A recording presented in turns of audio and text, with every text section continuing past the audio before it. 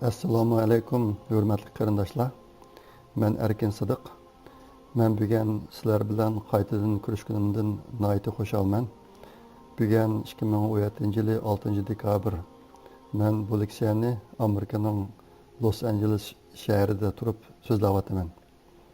Men oldin qatim so'zlagan leksiya WhatsApp to'plarida tarqatilgandan keyin ba'zi qarindoshlar mendan bu qatim bolalarga dinni qancha yoshdan boshlab o'rgatsa eng muvofiq degan temada so'zlab berishimni iltimos qildi.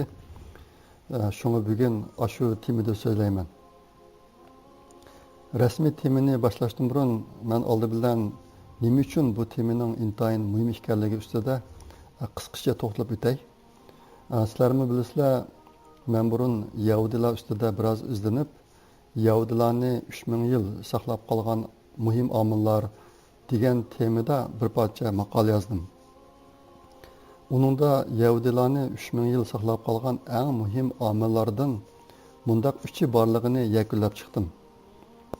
Birinchisi izilish, ikkinchisi din, uchinchisi nihoyat kuchlik va butun xalq orasida umumiylashgan ma'rif sistemasi asosida vujudga kelgan aqliy kuch ve başka milletlernikinden üstün turduğan alayda iqtidorlar. Biz hammamiz izilishning qanday narsa ekanligini nihoyat obdan bilamiz. Dinning rolini mi obdan tushunamiz. Bu ikki jihatda bizning ahvolimiz Yahudilarning ahvoliga ma'lum darajada o'xshab ketadi. Ammo 3-omilga kelganda Uyg'urlar bilan Yahudilar o'tirsida nihoyat cho'ng farq bor. Ya'ni intayin kuchli ma'rif sistemasiga tayinib, butun xalqning aqliy kuchi bilan jahonda putirab turish iqtidorlarini yetildirish jihatda biz Yahudilardan ko'p orqada turamiz. Uning ustiga yaqinqi 5-10 yildan buyon chet eldagi bir qism Uyg'urlar ichida dindan iborat ikkinchi omilni aqliy kuchni taraqqiy qildirishdan iborat 3-omilning o'rniga dastadigan ichinishlik ahvollar o'tirg'a chiqqan bo'lib, undaq ahvol hozir borgan sari eg'ilishib ketyotdi. Shuning bilan nurg'un vatandoshlar hozir o'z-o'zidan Uyg'urlar o'z millatini saqlab qolish iqtidoriga egami emasmi degan savolni so'rayotdi. Ro'shanki, agar biz hozirgi zamonga mos keladigan o'zimizni qo'dab qilishga mos keladigan yashash yo'lini tanlamaydi ekanmiz, bizning ishimiz intayin chatoq. Hozir vatandagilar millatni saqlab qolish yo'lida hal qilg'uch ishlarni qilish imkonidan butunlay ayrilib qoldi. Shuning bilan millatni qo'dab qilish mas'uliyati ma'lum ma'nodan elib aytganda butunlay chet eldagi vatandoshlarning zimmasiga tushdi. Hozirgi gap biz qanday qilganda o'zimizning shu tarixiy majburiyatini yaxshi ado qila olamiz degandan iborat. Menimcha chet eldagi Uyg'urlar qilishga tegishli birinchi muhim ish bolalarni ilmiy usulda to'g'ri tarbiyalash. Qiladigan ikkinchi ish o'z e'tiqodini saqlab, millatni qattiq suyib, siyosatchi, dinchi, fanchi va boshqachi qatorliqlarning hammasini tashlab, hamma vatandoshlar Uyg'ur degandan iborat birli bayroqning ostiga to'planish. Ya'ni hamma Uyg'urlar bir tal uyultashdek qattiq ittifoqlashish. Qiladigan uchinchi ish o'zlarining borlig'ini atab, hamma imkoniyatlardan to'liq foydalanib, eng zo'r darajada tirishchilik ko'rsatib, shu orqali o'zlarini eng yuqori darajada kuchlantirish.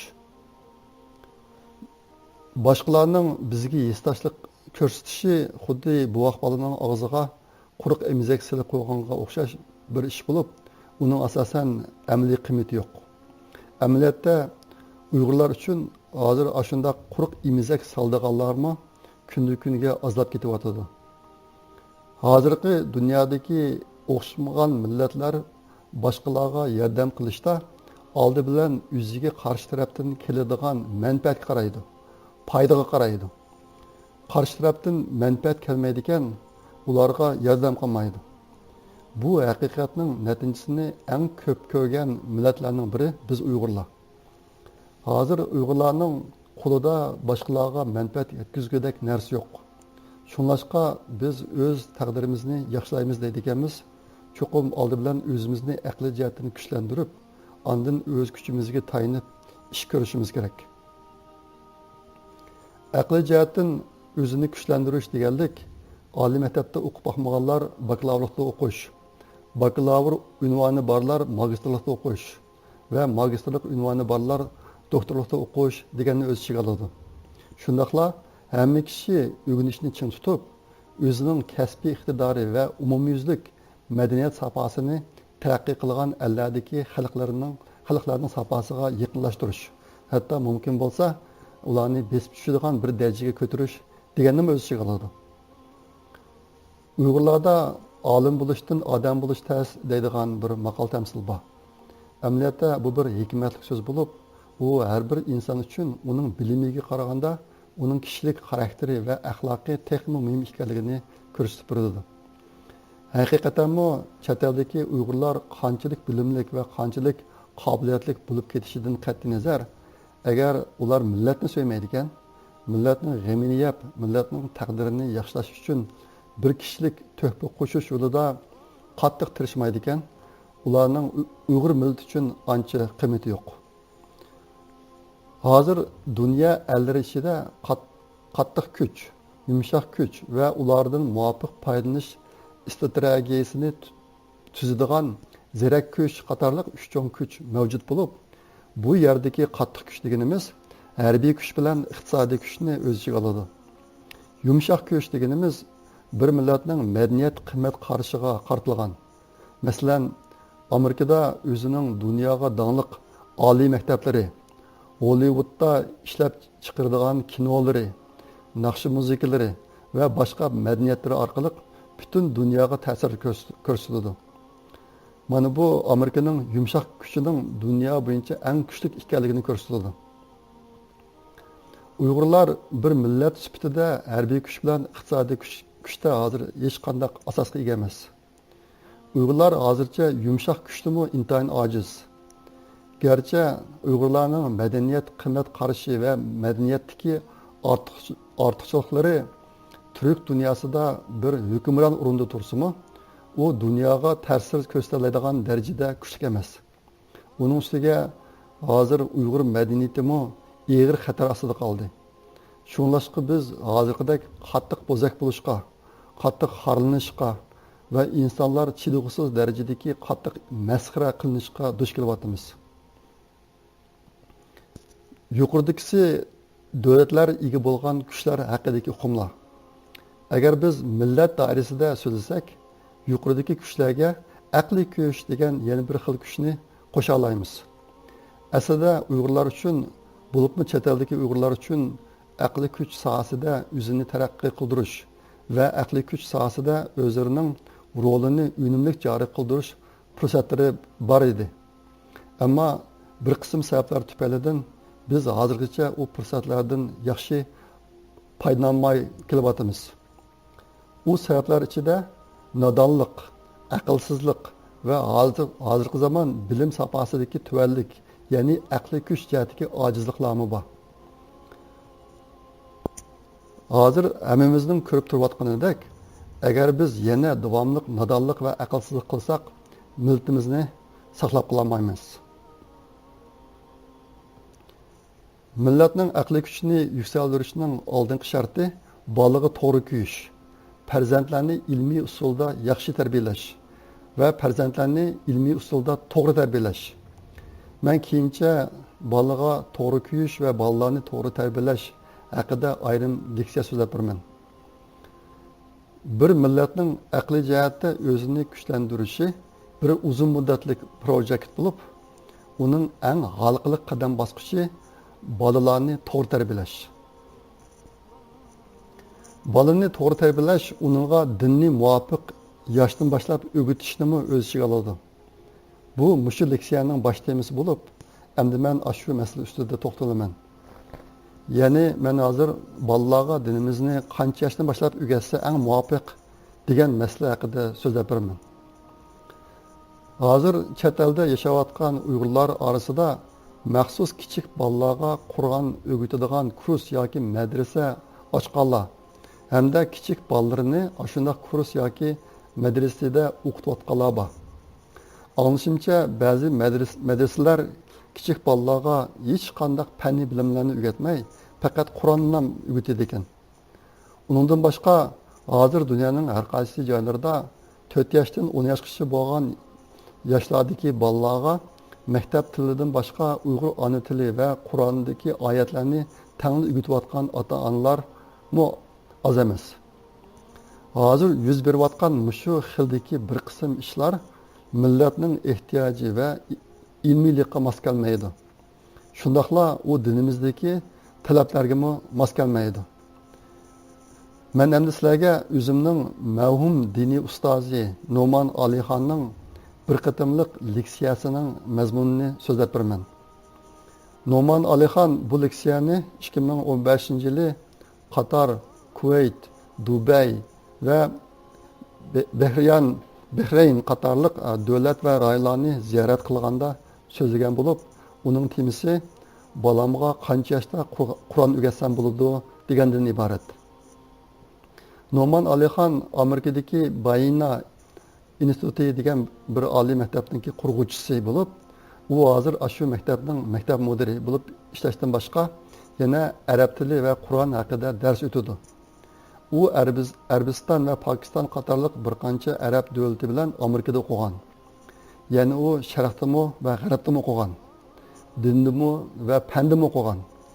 Necha yilning oldida u dunyodagi ta'siri eng kuchli 500 nafar diniy ulamoning biri bo'lib tanlandi.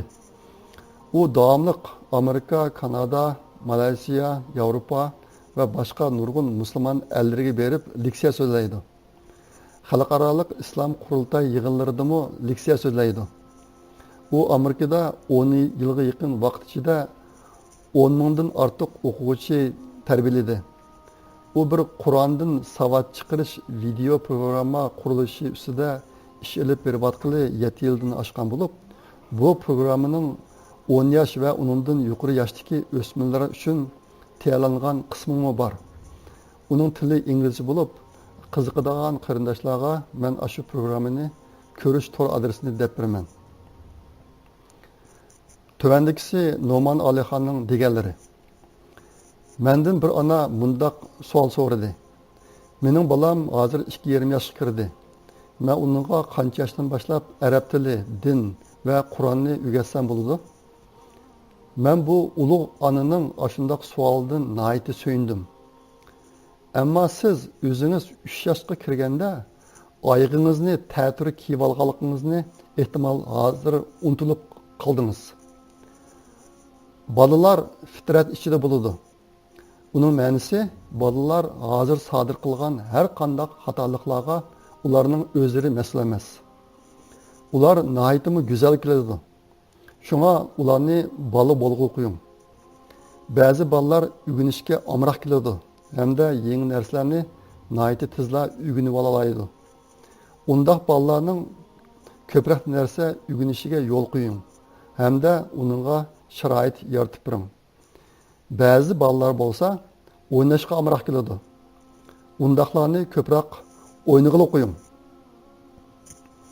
Ota-onalar bolasiga bo'lgan muomalasida moslashgan bo'lishni o'rganib olish kerak. Hamma bolalarga o'xshash o'lcham qo'ymasligi kerak. Bir bolani yana bir bola bilan solishtirmasligi kerak. Bo'libmi bolalarga Qur'on o'rgatishda o'zaro baslashmasligi kerak. Mening 6 bolam bor bo'lib, Qur'on yodlashda ular bir-biriga zodli o'xshamaydi. Mening bir bolam yangi narsani 5 minutda yodlab oladi. U bir narsa yodlashda kishini hayron qoldiradigan darajada chaqqan. Mening yana bir bolam uchun o'xshash bir narsani yodlash uchun birer oy vaqt ketadi. Men hargizmi uningga "Sen ochanga o'xshash tez yodlasang bo'lmamdi" demayman. Bolalarni Qur'on yodlashga majburlaydi ekanmiz. Ular dinga o'ch bo'lib qoladi. Bolangizga Qur'on yodlatishni o'zingiz uchun bir besim qilib olmang. Allah balangizning bir hafiz bo'lishini istamaydi. Shundaqla Allah balangizning bir olim bo'lishini istamaydi. Allah faqat balangizning bir yaxshi musulmon bo'lishini istaydi. Allah balangizdan dinni suydigan bo'lib cho'ng bo'lishni istaydi. Shunlashqa siz ota-ona bo'lish sifatingiz bilan o'zingizni sal tutib oling. Yani ba'zi ota-onalar mening qishimga kelib mundaq dedi. Balamiz hozir 5-6 yoshga kirdi. Biz uningga qiyomat kuni qanday bo'ldiganligining videosini qo'yib berdik. Siz nima shunday qilsiz? 5 yoshlik bolaga undaq narsani ko'rsatsangiz, uni ruhiy jihatdan zaxmlantirib qo'ysiz. Undaq narsani ko'rsam, men qo'rqib ketaman. Bolalar fitrat ichida bo'lib, uning ma'nosi ular hozir sodir qilgan har qanday xatoliklarga ularning o'zlari mas'ul emas. Shunlashqa Allohdan qo'rqish tuyg'usi bo'lmagan kichik bolangizning qalbiga siz nimishqa Allohdan qo'rqishni silib qo'ymoqchi bo'lasiz? Allohdan qo'rqish faqat o'zining ish harakatiga o'zi mas'ul bo'ladigan cho'ng odamlar uchunla yaratilgan. Bolalar kichik vaqtida biz ularga faqat Allohning sevgisi, Allohning mehr shafqati, Allohning ko'ngil bilishi va Allohning mukofotini ko'rsatishimiz kerak. Qiyomat kuniga o'xshash qo'rqinchli narsalar bolalarni ruhiy jihatdan zaxmlantirib qo'yadi. Shunga bolalarga undaq narsalarni hargizmi ko'rsatmasligimiz kerak. Agar bolalarimiz dinimiz bilan ashundaq qo'rqinchli ishlar orqali tunishid ekan, ular dinimizdan qo'rqadigan bo'lib qoladi. Bolalar tug'ilishidala Allohning mehr shafqati bilan kelgan. Allah muhabbatni bolalarning ichiga silib qo'ygan. Sizning vazifangiz ashu muhabbatni texmo rivojlantirish. Mas'uliyat kerak keladi. Bola cho'ng bo'lganda biz uningga mas'uliyatni o'rgatishni boshlaymiz. Bolaga qiyomat kunining ishlarini va boshqa mas'uliyatlarning gapini shu chog'da deymiz. Mayli Qur'on o'rganish bo'lsin yoki boshqa narsalarni o'rgatish bo'lsin, bu ishni cho'qim bolaning muvofiq yeshida elib berish kerak. Biz qiladigan ish bolaning yeshiga mos keladigan bo'lishi va biz qilgan ishni bola yaxshi ko'radigan bo'lishi kerak. Hozirgi davrda bolalarning qanchalik narsa o'rganganligi ota-onalarning muvaffaqiyatini o'lchaydigan narsa bo'la olmaydi. Amaliyotda bolalarga kichik vaqtida o'rgatgan bilimlarning hech bir qiymati bo'lmaydi. Bolalar kichik vaqtida eng qiymati bor narsa ularning o'z Rabbisini qanchalik suydiganligi, o'z payg'ambarini qanchalik suydiganligi, qanchalik yaxshi xarakterga ega bo'ladiganligi, qanchalik rostchil va samimiy ekanligi, o'z xatoligini e'tirof qilishga qanchalik qodir ekanligi va siz bilan qanchalik unumli aloqa qila oladiganligi qatorliqlardir. Bolalar uchun bilim muhim emas, balki yaxshi kishilik xarakter muhim. Kichik bolalardagi bilim tez bilimlar bo'lib, u faqat boshqalarga ko'rsatish yoki damxo'rlik qilish uchunla hozirlangan narsa.